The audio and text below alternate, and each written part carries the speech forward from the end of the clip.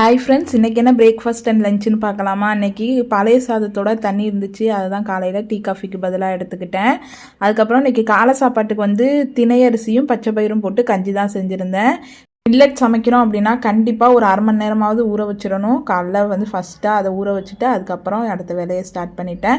யுதன் குட்டிக்கு காலை சாப்பாட்டுக்கு பூரி போட்டு கொடுக்கலாம் அப்படின்னு சொல்லிட்டு கொஞ்சமாக அவனுக்கு மட்டும் மாவு பிசைஞ்சு பூரி போட்டு கொடுத்தேன். யுதன் குட்டி பூரினாலே ரொம்ப ஹாப்பியாகிடுவார். முன்னாடியெல்லாம் அந்த பூரி போடுறதுலாம் பெரிய வேலை மாதிரி தெரியும், ஆனால் இப்போல்லாம் 5 நிமிஷம் தான் பூரி போடுறதுக்கு. இருக்கிறதுக்கு ஒரு ஆளுக்கு என்னத்தை குருமா வைக்கிறதுன்னு சொல்லிட்டு அந்த உளுந்து பொடி செஞ்சுருந்தோம்ல, அதுலேயே எண்ணெயை ஊற்றி கொடுத்துட்டான். அவன் சாப்பிட்டுட்டான். இந்த மில்லட்டும் நல்லா ஊறிட்டு ஒரு கிளாஸ் மில்லட்டும் பசி பயிரும் வருது அப்படின்னா ஒரு 4 கிளாஸ் தண்ணி ஊற்றிக்கணும். நான் தண்ணி கொஞ்சமாக ஊற்றிட்டேன், அதனால் தண்ணி பத்தலை. அதனால் அப்புறம் சுடுதண்ணி வச்சு ஊற்றி ஒரு 2 கொதிக்க விட்டேன். நல்லா இருந்துச்சு. இது மாதிரி பச்சை பயிறு போட்டு செஞ்சோம் கஞ்சி அப்படின்னா ரொம்ப டேஸ்ட்டாக இருக்கும் சாப்பிட்றப்ப. தம்பியோட ஸ்கூல் ஸ்நாக்ஸ்க்கு வாழைப்பழம் தான். அப்புறம் அந்த கீரை பொரியல் தான் செஞ்சுருந்தேன் லஞ்சுக்கு. முட்டை குழம்பு வச்சு எப்பயுமே கீரை நம்ம அலசுறப்ப ஒரு 10 நிமிஷம் தண்ணியில் கட் பண்ணி போட்டு ஊற வைக்கணும். அப்போ தான் மண்ணெல்லாம் அடியில் போகும். கீரையை பொறுத்த வரைக்கும் நல்ல கீரையாக இருந்ததுன்னா நம்ம எதுவுமே பண்ண வேண்டியதில்லை, ஆனால் அவ்வளோ டேஸ்ட்டாக இருக்கும்.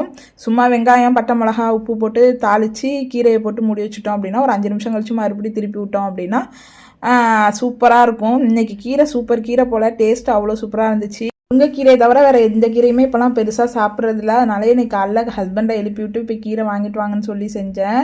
வச்சு ஊற்றின முட்டை குழம்பு என்னோடய ஸ்டைலில் எப்படி செய்வேன்னு பார்க்கலாமா? கொஞ்சமாக ஆயில் ஊற்றி சோம்பு போட்டு வெங்காயம் போட்டு நல்லா வதக்கிட்டு இதுக்கு ஒரு பேஸ்ட் ரெடி பண்ணணும். இந்த பேஸ்ட் ரெடி பண்ணிட்டோம்னா முட்டை குழம்பே ரெடி.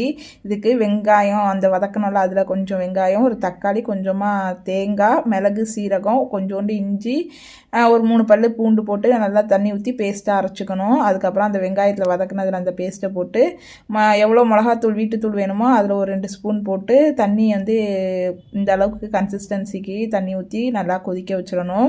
நல்லா கொதிச்சதுக்கப்புறம் நம்ம முட்டையை பொத்து ஊற்றிக்க வேண்டியது தான்.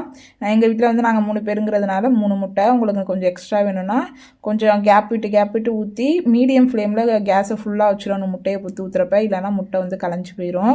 அப்புறம் மீடியம் ஃப்ளேம்லேயே வச்சு மூடி வச்சு ஒரு 10 நிமிஷம் கொதிக்க விட்டு எடுத்தோம்னா சூப்பராக ரெடி ஆயிரும்.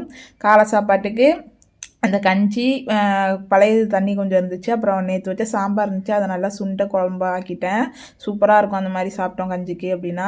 அப்புறம் லஞ்சுக்கு கீரை முட்டை குழம்பு சாதம், அவ்வளோதான் இன்றைக்கி. இதுதான் இன்றைக்கி நம்ம வீட்டில் சிம்பிளான பிரேக்ஃபாஸ்ட் அண்ட் லஞ்சு. உங்கள் வீட்டில் இன்றைக்கி என்ன பிரேக்ஃபாஸ்ட் அண்ட் லஞ்சுன்னு சொல்லிட்டு கமெண்டில் சொல்லுங்கள்.